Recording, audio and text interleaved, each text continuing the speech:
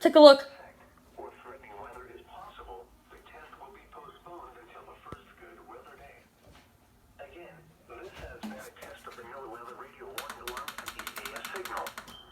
We now return to the regular broadcast cycle.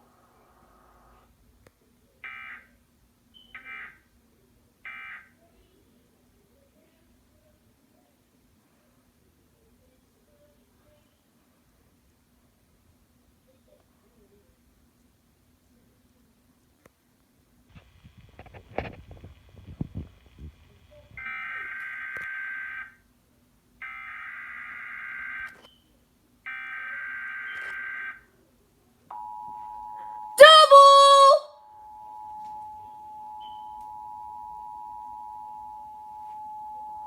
This is a test of the NOAA weather radio warning alarm and EAS signal.